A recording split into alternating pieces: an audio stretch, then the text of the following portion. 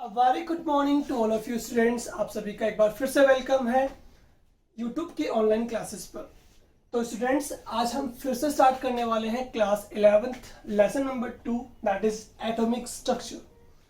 तो atomic structure को start करने से पहले हम आपको बता दें, सबसे पहले हमें किसके बारे में डिस्कस करना पड़ेगा? एटम के बारे में। एटम के बारे में हम ऑलरेडी हमारे चैप्टर नंबर 1 में डिस्कस कर चुके हैं, दैट इज अकॉर्डिंग टू हम बात करें डाल्टन थ्योरी, तो हमने कहा था एटम जो है वो आपका सबसे स्मॉलेस्ट पार्टिकल है, smallest particle of any matter.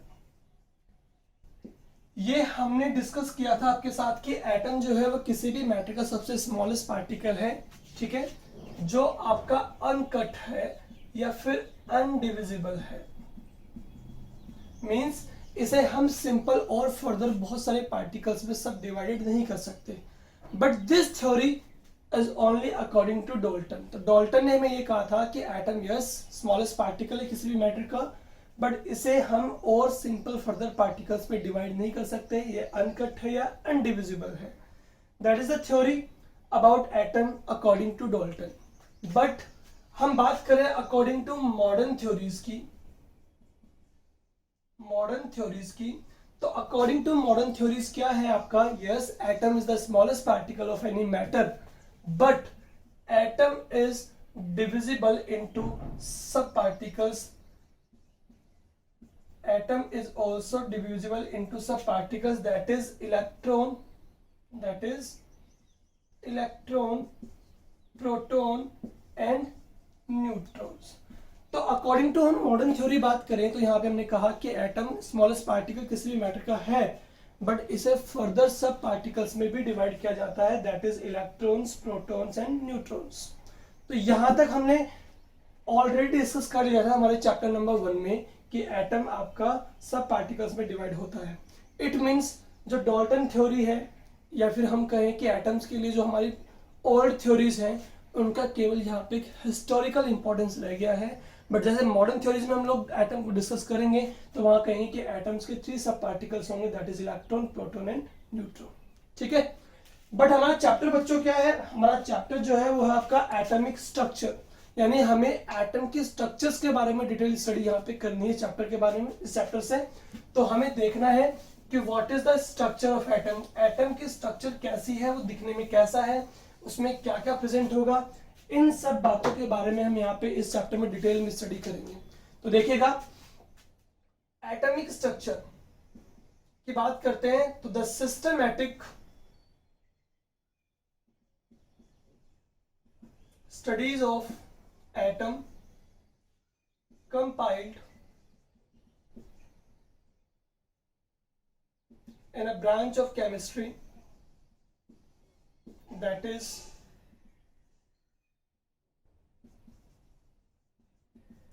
quantum mechanics, ठीक है। तो बच्चों ध्यान से सुनिएगा कि एटम के स्ट्रक्चर्स के बारे में हम जिस ब्रांच ऑफ केमिस्ट्री में इसको डील करते हैं, इसको सिस्टमेटिकली स्टडी करते हैं, उसे हम कहेंगे बच्चों क्वांटम मैकेनिक्स। क्या कहेंगे? Quantum mechanics. क्वांटम मैकेनिक्स की हम बात करते हैं तो बच्चों ये आपके 2 थ्योरीज पे बेस्ड होता है, simple, that is older wave mechanics, older quantum mechanics बोल सकते हैं आप, ठीक है, and another one is new quantum mechanics, ठीक है।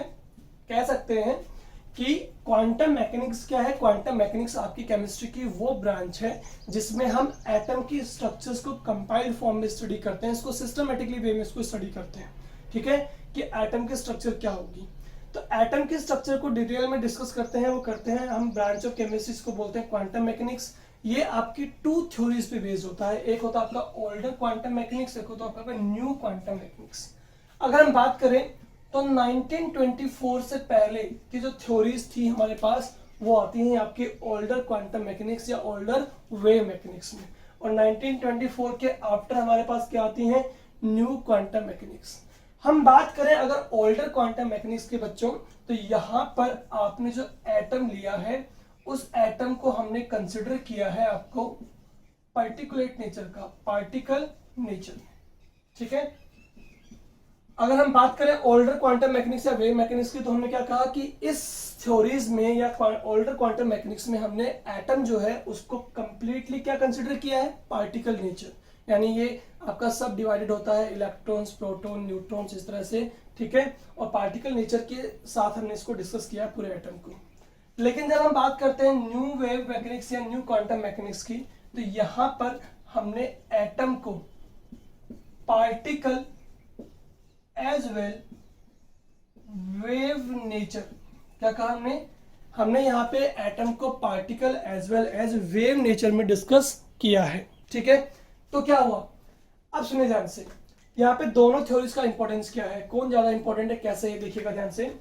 जब हम किसी इलेक्ट्रॉन को, एटम में प्रेजेंट इलेक्ट्रॉन्स को या एटम को हम वेव नेचर में, ठीक है, वेव नेचर के अकॉर्डिंग इसे डिटेल में डिस्कस करेंगे, तो यहाँ पे हम एटम के बारे में वो सारी इंफॉर्मेशन ले पाएंगे जो इंफॉर्मेशन हमें यहाँ एज अ पार्टिकल नेचर से ऑब्टेन होती है। मैं क्या कह रहा हूँ, ध्यान सुनिएगा ध्यान से।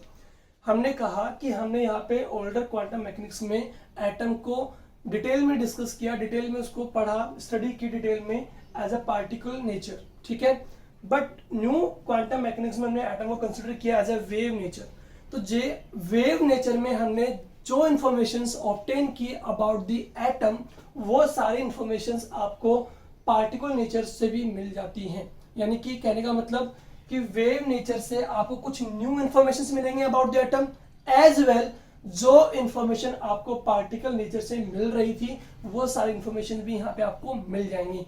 दैट्स व्हाई वी कैन से कि ओल्डर क्वांटम मैकेनिक्स जो है उसकी केवल एक आपकी हिस्टोरिकल इंपॉर्टेंस रह गई है, ठीक है। तो ये आपकी सबसे बेस्ट है थ्योरी जिसमें हमें एटम के बारे में कंप्लीट इंफॉर्मेशंस ऑब्टेन हो जाती हैं, as well new information as well old informations. Okay, चलिए स्टार्ट करते हैं हमारे चैप्टर को, जो कि है आपका atomic structure.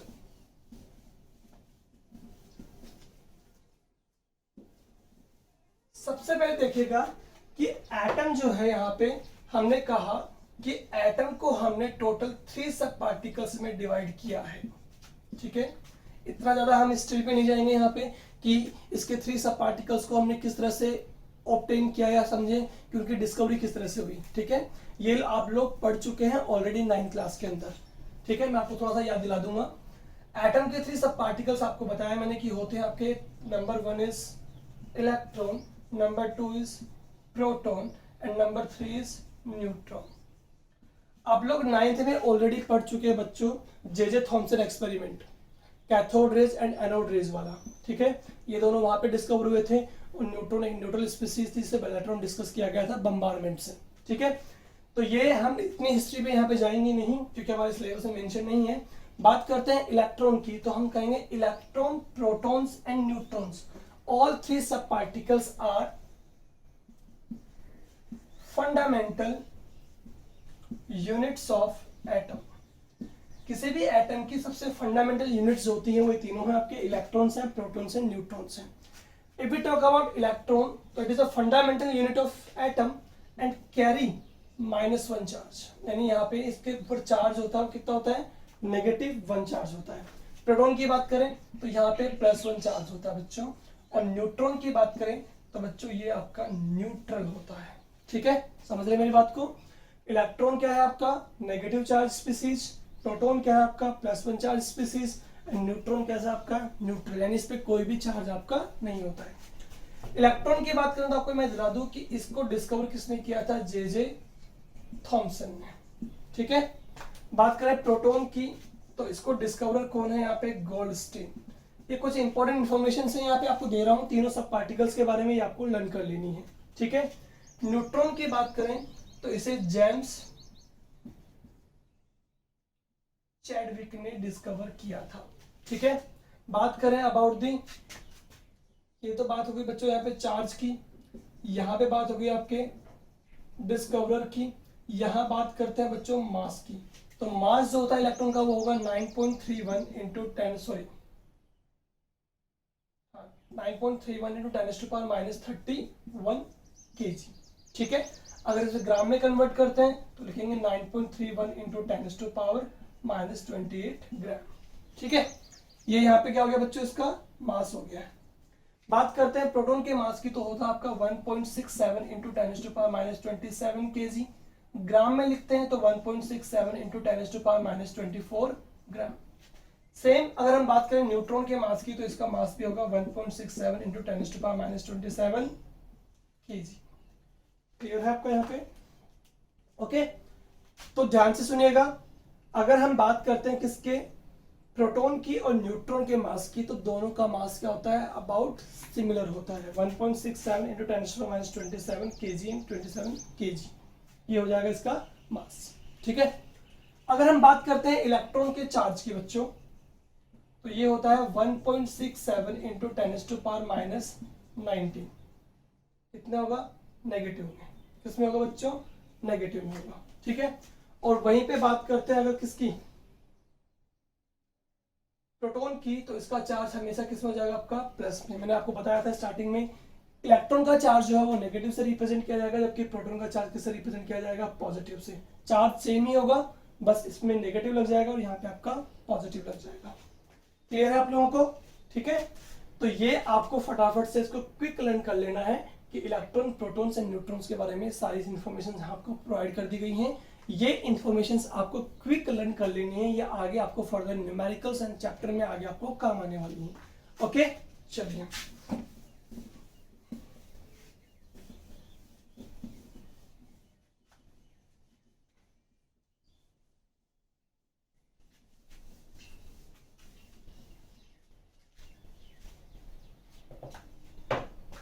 So students, already मैं आपको ये बता चुका हूं कि यहाँ पे आपको जो एटॉमिक स्ट्रक्चर है उसमें कुछ बेसिक्स जो हैं वो आपको यहाँ पे, पहले मैं आपको लेक्चर नंबर 1 में लेने जा रहा हूँ, इन्हें हम डिटेल में यहाँ पे देखेंगे। उसके बाद में हम फर्दर एटम की स्ट्रक्चर पे चलेंगे। ठीक है, चलिए स्टार्ट करते हैं। सबसे पहले कुछ इंपॉर्टेंट इंफॉर्मेशन जो हमारे पास में और होंगी वो क्या होंगी, atomic number, atomic mass, neutrons, इन सबको हम किसी भी गिवन एटम में कैसे कैलकुलेट कर पाते हैं, इसको हमें देखना है। सबसे पहले हम बात करते हैं अगर किसकी, एटॉमिक नंबर की, तो देखिएगा एटॉमिक नंबर क्या होगा, इसे हम कैसे रिप्रेजेंट करेंगे। What is the definition of atomic number, तो क्या कहेंगे, the total number of protons, the total number of protons of any atom is known as atomic number। मतलब किसी भी एटम में present total number of protons होंगे बच्चों, उसे ही हम क्या कहेंगे, एटॉमिक नंबर कहेंगे। यानी कि एटॉमिक नंबर जो है वो ऑलवेज इक्वल होता है नंबर ऑफ प्रोटॉन्स के। ये हमेशा याद रखिएगा, इंपॉर्टेंट बात यहाँ पे मैं आपको बता रहा हूं कि किसी भी एटम में जो उसका एटॉमिक नंबर होगा उसमें उतने ही नंबर ऑफ प्रोटॉन्स होंगे, जितने उसमें नंबर ऑफ प्रोटॉन होंगे वही उसका एटॉमिक नंबर होगा। दैट्स व्हाई हम एटॉमिक नंबर को क्या कहेंगे बच्चों, प्रोटॉनिक नंबर भी कहेंगे। क्या कहेंगे, प्रोटॉनिक नंबर। क्लियर है आपको यहाँ पे? ठीक है बच्चों, हम कह रहे हैं कि एटॉमिक स्ट्रक्चर को डिटेल में डिस्कस करने से पहले या उसकी स्ट्रक्चर पे जाने से पहले हमें कुछ बेसिक्स फंडामेंटल देखने पड़ेंगे। ठीक है, जो मैंने आपको बताया कि एटम को 3 सब पार्टिकल्स में डिवाइड किया गया, इलेक्ट्रॉन, प्रोटॉन, न्यूट्रॉन्स में। थोड़ी बहुत इंफॉर्मेशन आपको उसके बारे में होनी चाहिए। उसके बाद में हम पढ़ने जा रहे हैं, स्टडी कर रहे हैं किसके बारे में, एटॉमिक नंबर क्या होते हैं, एटॉमिक मास क्या होगा, न्यूट्रॉन क्या होंगे, इनको हम कैसे कैलकुलेट कर पाते हैं, इनके बारे में हमें देखना है। उसके बाद में हमें कुछ इंपॉर्टेंट डेफिनेशंस पढ़नी है जो आपकी हैं, आइसोबार, आइसोटॉप्स, आइसो इलेक्ट्रॉनिक, आइसोटॉन्स, ये सब। उसके बाद में हम फर्दर इनके मॉडल्स पे जाएंगे कि एटम के स्ट्रक्चर के बारे में किसने हमें क्या बताया। ठीक है, चलिए स्टार्ट करते हैं। तो एटॉमिक नंबर को हम क्या कहेंगे बच्चों, प्रोटॉनिक नंबर कहेंगे। ठीक है, ओके। एटॉमिक नंबर के बारे में एक और इंफॉर्मेशन यहां से मिल जाती है, वो ये है कि atomic number is also equal to number of electron present in neutral atom. ये जरूर याद रखिएगा कि एटम कैसा होना चाहिए, आपका न्यूट्रल होना चाहिए। तो किसी भी न्यूट्रल एटम में present total number of electrons जो होते हैं वो ऑलवेज इक्वल होते हैं किसके बच्चों, एटॉमिक नंबर के। ठीक है, और एटॉमिक नंबर हमेशा इक्वल होगा नंबर ऑफ प्रोटॉन्स के। ये बात फिक्स है बिल्कुल आपकी। ठीक है, यहाँ पे भी सही है। कि इलेक्ट्रॉन का नंबर हमेशा एटॉमिक नंबर के इक्वल होगा, लेकिन यहाँ पे कंडीशन डली हुई वो क्या है बच्चों कि न्यूट्रल होना चाहिए वो एटम आपका। ठीक है, चलिए तो ये तो हुआ all information about the atomic number. चलिए एटॉमिक नंबर को हम रिप्रेजेंट किससे करेंगे बच्चों, को करेंगे जेड से। किससे रिप्रेजेंट करते हैं, जेड से। It is represented by Z. फटाफट से स्क्रीनशॉट लीजिए, उसके बाद हम बात करेंगे एटॉमिक मास के बारे में। हो गया, चलिए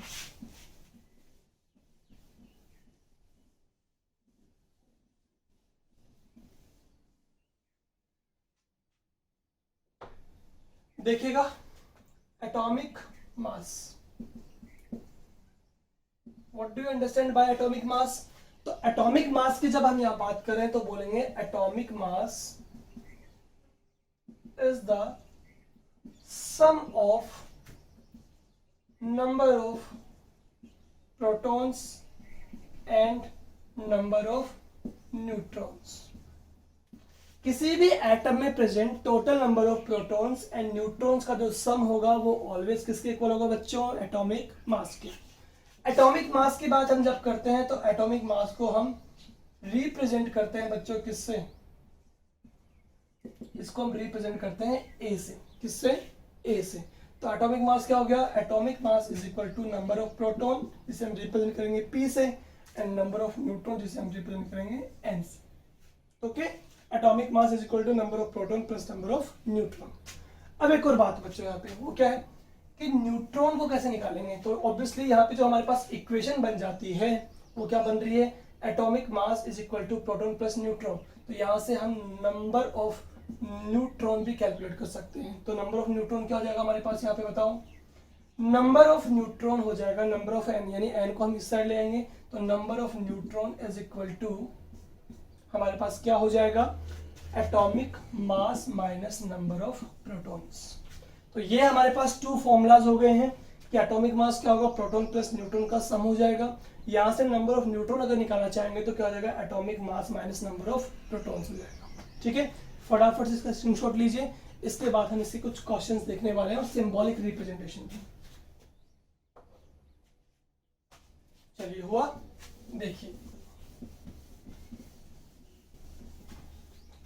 सबसे पहले आप देखिए कि आपके पास सिंबॉलिक रिप्रेजेंटेशन क्या होने वाला है। देखिए यहां पे आपको देगा z, यहां पे लिखा होगा आपके पास में x और यहां पर लिखा होगा आपके पास में a। ये आपका एक सिंबॉलिक रिप्रेजेंटेशन है किसी भी एटम का, किसी भी एलिमेंट का, जो आपको पेरियोडिक टेबल में दिया होगा बच्चों। कभी भी आप खोलना अपनी पेरियोडिक टेबल को ओपन अप करना, उसमें देखिएगा कि आपको जो एलिमेंट्स जो होते हैं वो इसी तरह से रिप्रेजेंटेड मिलते हैं। देखिए इस रिप्रेजेंटेशन में ईच एंड एवरी टर्म्स का यहाँ पे मीनिंग क्या है वो देखिए फटाफट से। Z जो है वो किसको रिप्रेजेंट करता है बच्चों, यहाँ पे वो रिप्रेजेंट करता है एटॉमिक नंबर को। ठीक है, कभी भी यहाँ देखिएगा कि जो Z होगा वो किसको रिप्रेजेंट करेगा, एटॉमिक नंबर को। X जो क्या है वो रिप्रेजेंट करता है एलिमेंट को बच्चों। किसको रिप्रेजेंट करता है, एलिमेंट को। फॉर एन एग्जांपल मैं यहाँ पे आपको दूं, x की वैल्यू यहाँ पे रख लेते हैं अपन C, यानी कि हमारे पास कौन सा आइटम है बच्चों, कार्बन। कार्बन का एटॉमिक नंबर कितना होगा हमें पता है 6। ठीक है, और इसका एटॉमिक मास यहाँ पे रिप्रेजेंट करते हैं 12। तो this is the symbolic representation of any element. तो यहाँ पे A किसको रिप्रेजेंट कर रहा है बच्चों, A रिप्रेजेंट करता है एटॉमिक मास को। और एटॉमिक मास हम कैलकुलेट कैसे करते हैं आपको पता ही होगा। एटॉमिक मास हम रिप्रेजेंट करते हैं number of proton plus number of neutron को सम करने से हमें एटॉमिक मास ऑब्टेन होता है। ठीक है, तो this is all about the symbolic representation of any element. चलिए इस पे बेस्ड क्वेश्चन जो है वो कर लेते हैं, किस तरह से हमसे पूछता है क्वेश्चन। देखिएगा सबसे सिंपल हमारे पास क्वेश्चन इस तरह से पूछ सकता है। क्वेश्चन जो हमारे पास गिवन है वो ये गिवन है कि आपके पास 35 Br 80 आपको यहाँ पे गिवन है, एक सिंबॉलिक रिप्रेजेंटेशन।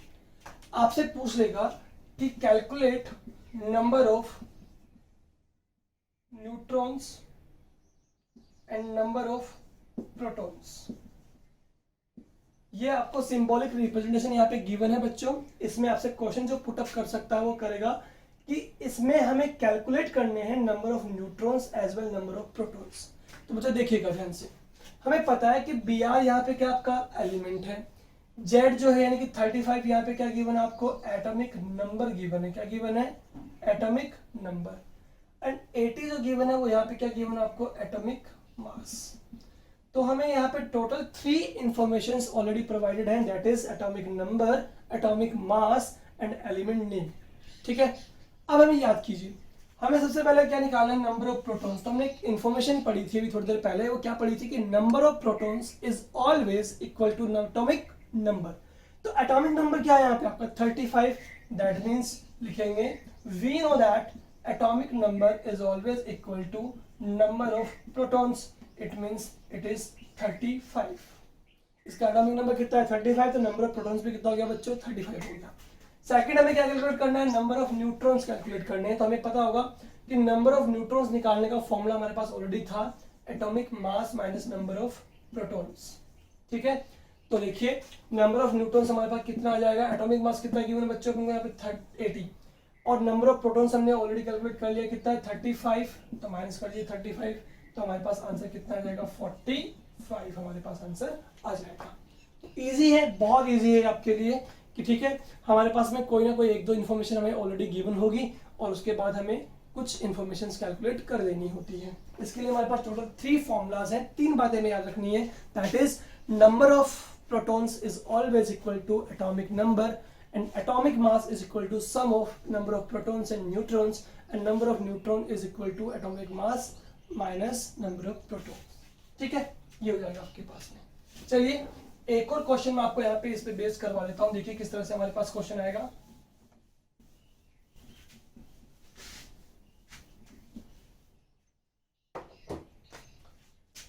देखिएगा एक और हमारे पास में क्वेश्चन जो होगा इस पे बेस्ड इस तरह से दे देते हैं आपको। एलिमेंट आपके पास में गिवन है बच्चों x, कौन सा है x। ठीक है, एलिमेंट के बारे में पता नहीं है कि कौन सा एलिमेंट यहाँ पे आपको गिवन है। चलिए ठीक है, its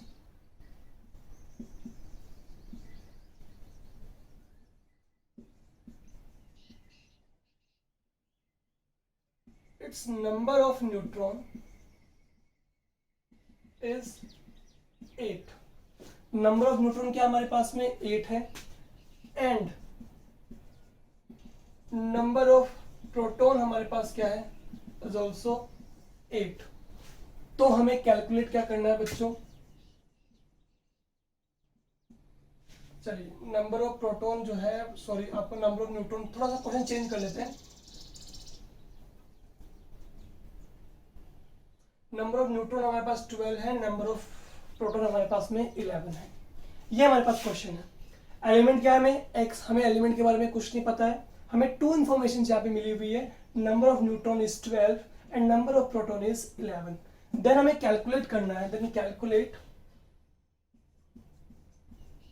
atomic mass and also identify element. 2 question हमें यहाँ पे मिले हैं बच्चों। पहला कि हमें एटॉमिक मास कैलकुलेट करना है, क्या करना है एटॉमिक मास, और आइडेंटिफाई करना है कि ये एलिमेंट हमें कौन सा गिवन है। तो चलिए हमारे पास जो इन्फॉर्मेशन है वो देख लेते हैं फटाफट से। क्या है हमारे पास, नंबर ऑफ न्यूट्रॉन कितना है 12, नंबर ऑफ प्रोटॉन कितना है बच्चों 11। एक इंफॉर्मेशन से हम दूसरी इंफॉर्मेशन इजिली कैलकुलेट कर सकते हैं बच्चों, वो क्या है कि प्रोटॉन का नंबर अगर हमारे पास में 11 है तो बच्चों हमारे पास एटॉमिक नंबर भी कितना होगा 11 ही होगा। वी नो दैट कि proton number is always equal to atomic number. हो गया, चलिए अब हमें निकालना है एटॉमिक मास। क्या निकालना है बच्चों, एटॉमिक मास। तो atomic mass is equal to क्या होता है, number of proton plus number of neutrons. क्या होता है, number of proton plus number of neutron. हमारे पास में number of proton already given है कितना है 11, प्लस नंबर ऑफ न्यूट्रॉन भी गिवन है कितना है 12, तो इट इज इक्वल टू 23। हमारे पास कितना आ गया 23।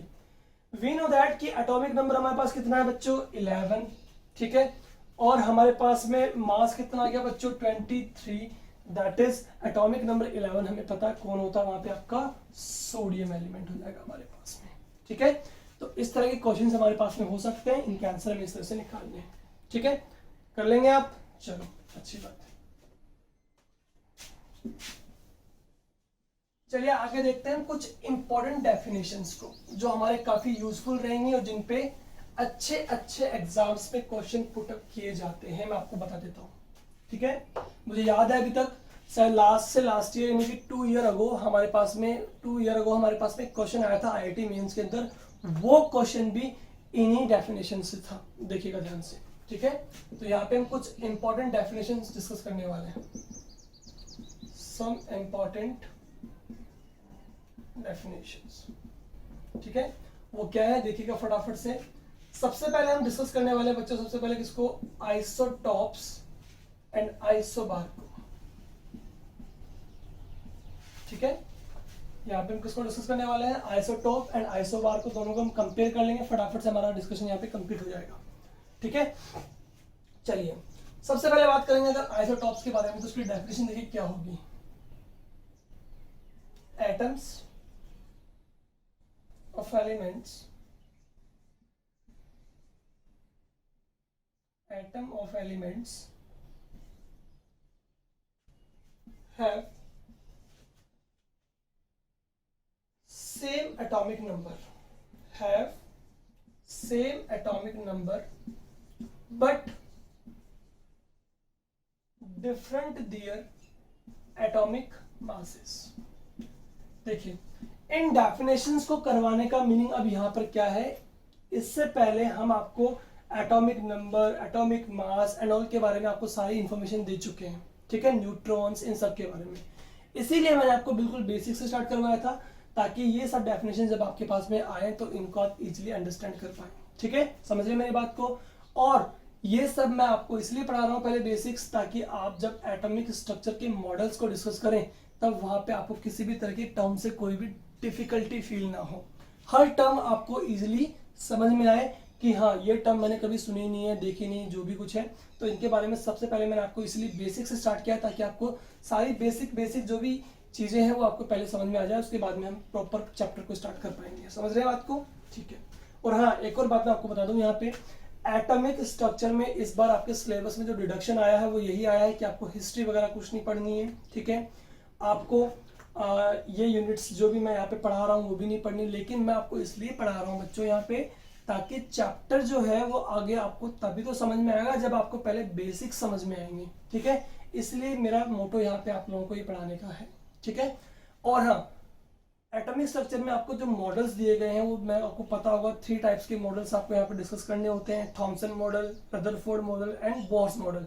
बट हमारे सिलेबस में जो स्टार्टिंग है वो बोर मॉडल से ही है, बट हमें सारे डिस्कस करने पड़ेंगे, बिकॉज जब तक वो पहले वाले समझ में नहीं आएंगे हमें आगे की कुछ बातें समझ में नहीं आएंगी, इसलिए जरूरी है हर चीज को पढ़ना। देखिएगा ध्यान से, हमने कहा आइसोटॉप्स क्या होंगे, atoms of element have same atomic number but different their atomic masses, कि हमारे पास वो ग्रुप ऑफ एलिमेंट्स होंगे जहां पे उन सब का एटॉमिक नंबर तो क्या रहेगा बच्चों, सेम, बट उनका मास जो है वो एटॉमिक मास क्या रहेगा, डिफरेंट रहेगा। फॉर एन एग्जांपल देखिएगा, समझिएगा, हमारे पास में क्या C612, C613 एंड C614। समझ में आया? यहाँ पे एटॉमिक नंबर देखिए कार्बन का कितना है, 6, 6 एंड 6, यानी तीनों केस में आपके पास एटॉमिक नंबर क्या है बच्चों, सेम है, बट यहाँ पे एटॉमिक मास देखिए क्या है आपका, डिफरेंट, 12, 13, 14। समझ गए ना? तो यहाँ पे एटॉमिक मासेस तीनों एलिमेंट्स पे क्या है, डिफरेंट है। इसका मतलब all 3 elements are isotope to each other. तो जो भी ग्रुप ऑफ एलिमेंट्स हमारे पास होंगे उनमें इफ एटॉमिक नंबर सेम है but atomic masses are different, then these species are considered as isotopes. But बच्चों यहाँ पे ये समझना भी जरूरी है कि ये आइसोटॉप्स किस वजह से हुए। देखिए ध्यान से, अगर हम यहाँ पे कैलकुलेट करते हैं नंबर ऑफ न्यूट्रॉन्स को, तो आपको कैलकुलेशन आती है बच्चों, atomic mass is equal to number of, sorry क्या निकालना, न्यूट्रॉन्स ना, neutron is equal to atomic mass minus number of protons. देखिए यहाँ पे एटॉमिक मास कितना गिवन है, 12। ठीक है, प्रोटॉन्स का नंबर जो एटॉमिक नंबर होता है वही होता है, यानी 6 है, तो 12 माइनस 6 कितना बचा हमारे पास, 6। ये हमारे पास न्यूट्रॉन का नंबर हुआ। यहाँ पे न्यूट्रॉन का नंबर कितना हुआ, 13 माइनस 6, 7। यहाँ पे न्यूट्रॉन का नंबर 8। इसका मतलब आइसोटॉप्स हमें कब बनते हैं या कब मिलते हैं, आइसोटॉप्स हमें तब मिलते हैं जब किसी भी एलिमेंट का नंबर ऑफ न्यूट्रॉन्स वेरी कर जाए। दिख रहा है आपको यहाँ पे नंबर ऑफ न्यूट्रॉन कितना आ रहा है, 6, यहाँ 7 और यहाँ 8। इसका मतलब इन ग्रुप ऑफ एलिमेंट्स के अंदर आपका जो वेरी करने वाला पार्ट है वो कौन है, आपका न्यूट्रॉन्स वेरी कर रहा है, इसी वजह से आपको डिफरेंट आइसोटॉप्स यहाँ पे मिल रहे हैं। ठीक है, समझ रहे हैं मेरी बात को? और भी बहुत सारे एग्जांपल्स के होते हैं, आपने पढ़े भी होंगे। 17Cl35 and 17Cl37। याद करो 9th क्लास में इसका एक एग्जाम्पल भी था आप लोगों के पास में। इन दोनों को हम फ्रैक्शनल कैलकुलेशन करते हैं, उसका एटॉमिक मास कैलकुलेट करते हैं 35.5 के अराउंड। ठीक है, तो क्यों करते हैं, इसका एटॉमिक मास 35.5 ही क्यों होता है, इसी का रीजन भी यही होता है कि इसके आपको नेचर में 2 टाइप्स ऑफ आइसोटॉप्स ऑब्टेन होते हैं due two variable number of neutrons again. ठीक है, इस वजह से इसका मास 35.5 होता है, फ्रैक्शन में होता है, आपको याद होगा। ठीक है, इसे कैलकुलेट भी किया हुआ आप लोगों ने, किया था, याद है आप लोगों को? 17 into 35 plus 17 into 37 divide by 35 plus 37, इस तरह से, सॉरी नेचर में इसकी अबंडेंस के हिसाब से कैलकुलेट किया था आपने, 3:1 में मिलता है जो भी कुछ आपके पास में था। ठीक है, चलिए अब बात करते हैं आइसोबार्स की। आइसोबार का मतलब यहाँ पे क्या होगा, देखो अगेन यहाँ पे होगा आपका एटम्स ऑफ एलिमेंट्स have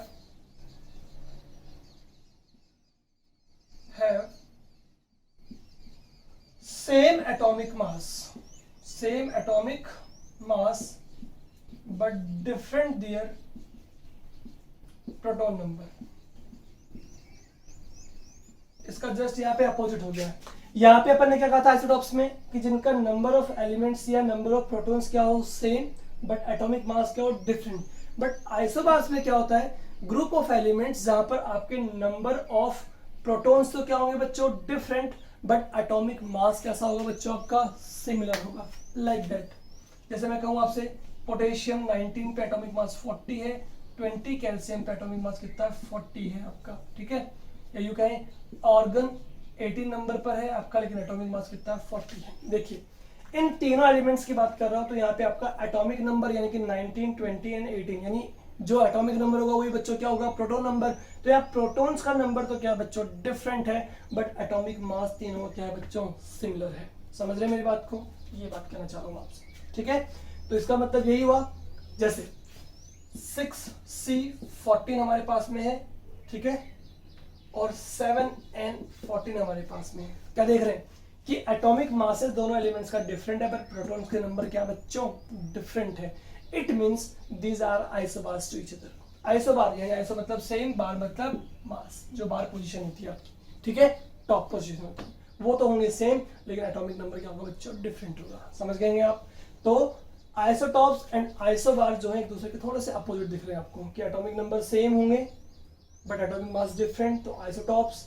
लेकिन अगर आपके एटॉमिक नंबर क्या है डिफरेंट, यानी कि प्रोटॉन नंबर डिफरेंट है बट एटॉमिक मास क्या है सेम, तो वो आपके आइसोबार्स होंगे। ठीक है, ये 2 डेफिनेशंस का फटाफट से स्क्रीनशॉट ले लीजिए, इसके बाद हम 2 डेफिनेशंस और डिस्कस करने वाले हैं आप लोगों के साथ। चलिए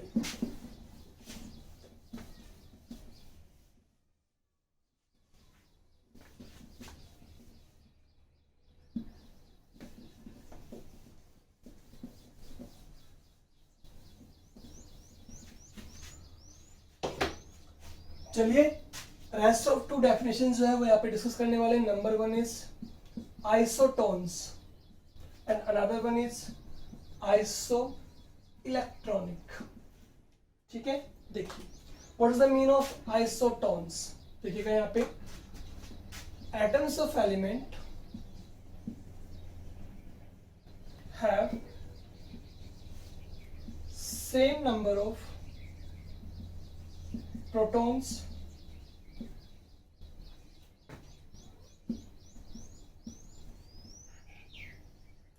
same number of neutrons but different number of protons। ठीक है, ऐसे ग्रुप ऑफ एलिमेंट्स हमारे पास में हो जिनमें हमारा न्यूट्रॉन्स का नंबर जो है वो बच्चों क्या होना चाहिए सेम, बट प्रोटॉन्स का नंबर कैसा हो डिफरेंट, तो उसे हम क्या बोलेंगे बच्चों आइसोटोन्स। ठीक है, ग्रुप ऑफ एलिमेंट जिनमें आपका प्रोटॉन्स का नंबर हो सेम बट न्यूट्रॉन्स का नंबर कैसा हो डिफरेंट, उन्हें बोलेंगे आइसोटोन्स। चलिए फटाफट से देख लेते हैं with the help of example. देखिए हमारे पास एग्जांपल है 7 and 15, ठीक है, 8 O 16, 7 3 8, ठीक है, और हमारे पास में एक एग्जांपल है हमारे पास C6 40। देखिए इन तीनों एलिमेंट्स को देखिए फटाफट से, इनका एटॉमिक नंबर जो है वो कितना है बच्चों, 7, 8 एंड 6। यानी जो एटॉमिक नंबर होगा वही आपका प्रोटॉन नंबर होगा। इट मींस तीनों एलिमेंट्स के लिए प्रोटॉन्स का नंबर क्या है बच्चों, डिफरेंट है। दिख रहा है आपको साफ साफ। बट इसमें नंबर ऑफ न्यूट्रॉन क्या होने चाहिए बच्चों, आपके सेम। अगर नंबर ऑफ न्यूट्रॉन सेम होगा तो इसे हम कह देंगे आइसोटोन्स। तो चलिए चेक कर लेते हैं क्या इनमें नंबर ऑफ न्यूट्रॉन सेम है या नहीं। तो न्यूट्रॉन कैलकुलेट करें बच्चों। न्यूट्रॉन का फॉर्मूला आपको पता है, atomic mass minus number of protons. तो 15 माइनस 7 कितना हो गया आपके पास में, 8। 16 माइनस 8 कितना हो गया बच्चों आपके पास में, 8। 14 माइनस 6 कितना हो गया बच्चों आपके पास में, 8।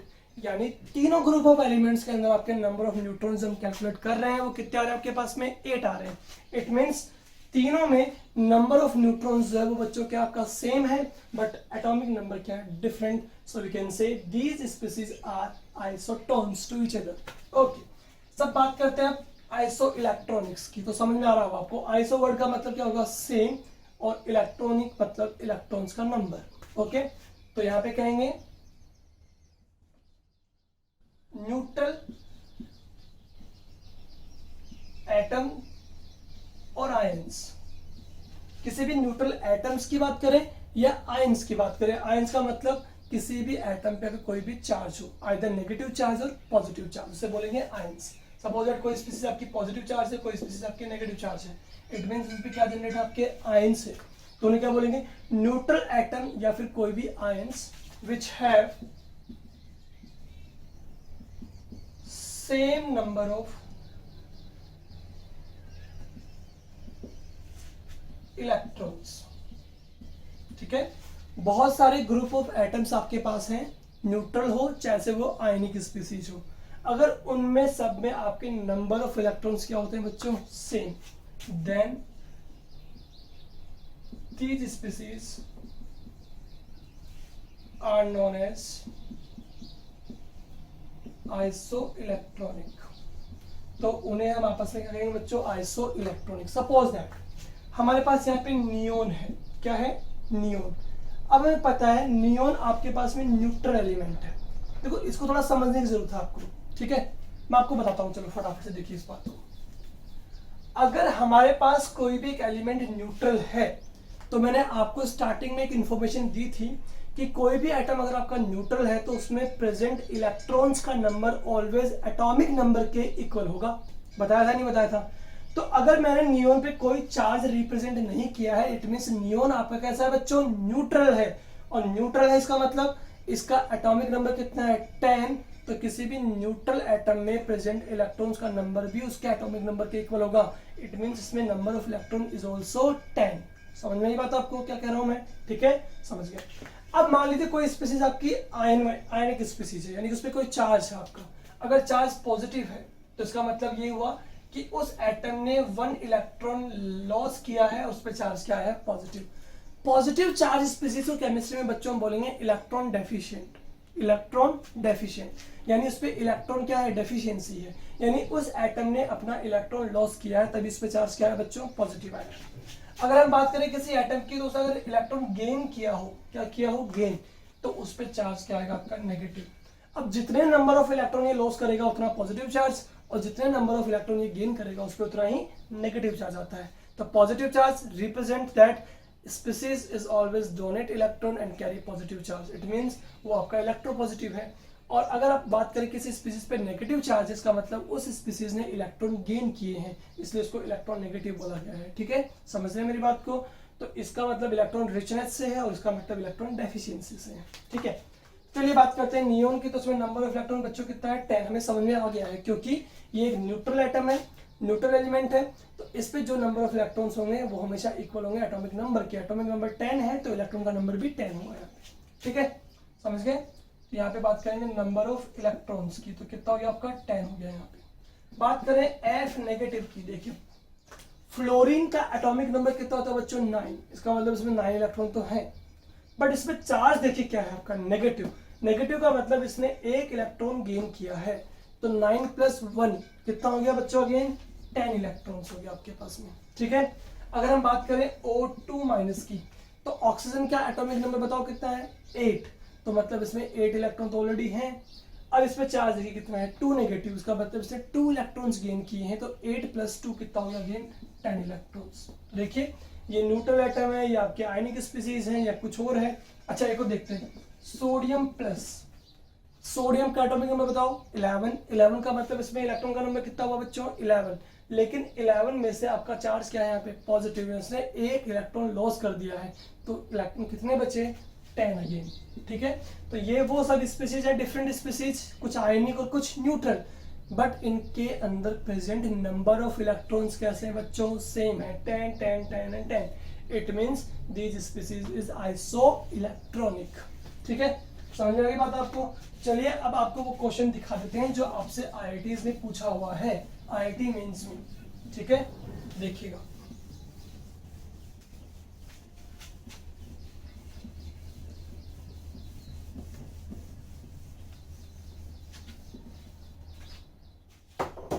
क्वेश्चन जो था आपके पास वो इस तरह से था,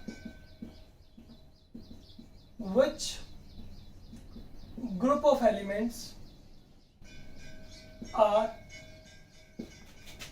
isoelectronic।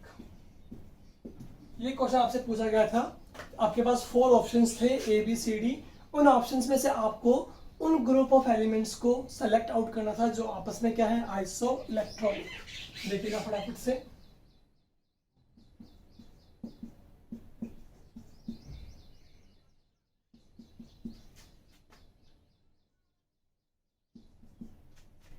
Number 2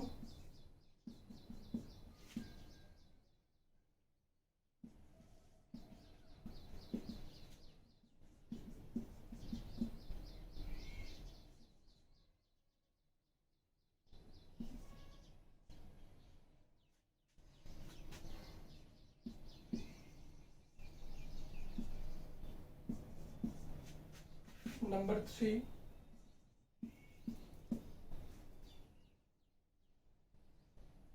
calcium 2 plus potassium plus और S2 माइनस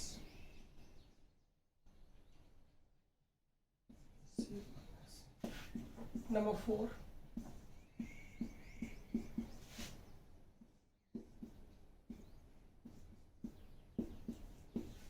चलिए ये 4 ग्रुप ऑफ एलिमेंट्स आपको यहाँ पे गिवन है। अब देखिए फटाफट से सोडियम +1 की बात करते हैं, तो सोडियम के इलेक्ट्रॉन का नंबर कितना होता है बच्चों 11, 11 में से एक क्या कर देंगे सब्सट्रैक्ट, क्योंकि यहाँ पे प्लस आयन है, प्लस का मतलब एक इलेक्ट्रॉन लॉस कर देना है, तो वहाँ पर इलेक्ट्रॉन कितने बचे 10। नियोन ये एक न्यूट्रल एलिमेंट है, तो यहाँ पे 10 इलेक्ट्रॉन्स हो जाएंगे। फ्लोरीन की बात करते हैं, तो फ्लोरीन के यहाँ पे देखेंगे तो कोई चार्ज यहाँ पे गिवन आपको नहीं है। ठीक है, तो फ्लोरीन का एटॉमिक नंबर 9 है, तो इसका इलेक्ट्रॉन भी 9 हो गया है। मैग्नीशियम पे 12 इलेक्ट्रॉन होते हैं, 2 वहां से कम कर दीजिए 10। एल्यूमिनियम में 13 इलेक्ट्रॉन होते हैं, 3 कम कर दीजिए 10। मतलब सबके सब इलेक्ट्रॉन सेम है, बट यहाँ फ्लोरीन के इलेक्ट्रॉन इनसे मैच नहीं कर रहा, तो इसका मतलब ये आइसो इलेक्ट्रॉनिक नहीं है। बात करें इस पे, नंबर ऑफ इलेक्ट्रॉन 10 हो गए, 9 + 1 10 - 3 सॉरी 13 - 3 कितना हो गया 10 हो गया, बिल्कुल सही है। ऑक्सीजन पे 8 इलेक्ट्रॉन्स होते हैं, 8 और 2 कितना हो गया 10। मैग्नीशियम में 12 है, कोई चार्ज दिया हुआ नहीं है। नियोन में 10, यहाँ पे ये आपका सिमिलर नहीं है, उसका मतलब ये भी आइसो इलेक्ट्रॉनिक नहीं है। कैल्शियम 2+ की बात करें तो कैल्शियम में कितने इलेक्ट्रॉन्स होते हैं बच्चों 20 में से 2 कम कर दीजिए, आपके पास 18 इलेक्ट्रॉन बचेंगे। पोटेशियम में कितने होते हैं 19 में से कम कर दीजिए 18। ऑर्गन 18 है, न्यूट्रल दे रखा तो 18 ही रहेंगे आपके। सल्फर में 16 इलेक्ट्रॉन होते हैं, 16 एटॉमिक नंबर, तो इस पे 2 इलेक्ट्रॉन और ऐड कर दीजिए, कितना हो जाएगा आपका 18। क्लोरीन पे 17 होते हैं, 1 इलेक्ट्रॉन और ऐड कर दीजिए, कितना हो गया 18। यानी ये ग्रुप ऑफ एलिमेंट वो है जिसमें सब के सब स्पीसीज में same number of electron present है, दैट इज 18। इसका मतलब ये आपका आइसो इलेक्ट्रॉनिक हो गया है। ठीक है, नीचे में बात करें तो इसमें सब में 18 इलेक्ट्रॉन होंगे, बट पोटेशियम में कितना होगा 19, तो ये आइसो इलेक्ट्रॉनिक नहीं है। तो आपको केवल देख के फटाफट से टिक करना है और आपको 2 नंबर ऑब्टेन करने हैं फटाफट से। क्लियर है? तो इस तरह के क्वेश्चंस आपसे कई बार पूछ जाते हैं PMT and IIT mains exams में भी। ठीक है बच्चों, तो ये हमारा हुआ आज का बेसिक जो हमारा है एटॉमिक स्ट्रक्चर से रिलेटेड जो बेसिक्स टॉपिक्स थे उनको हमने यहाँ पे कवर अप किया है। इसके बाद हमारा जो नेक्स्ट लेक्चर होगा बच्चों उसमें हम कंप्लीटली एटॉमिक स्ट्रक्चर पर आ जाएंगे, जिसमें हम एटम के स्ट्रक्चर से रिलेटेड जो भी आपके मॉडल्स दिए गए थे बाय द साइंटिस्ट उनको हम 1 बाय 1 डिस्कस करना स्टार्ट कर देंगे। ठीक है बच्चों, तो आज के लेक्चर में इतना ही, मिलते हैं नेक्स्ट लेक्चर में न्यू टॉपिक के साथ में। Thank you.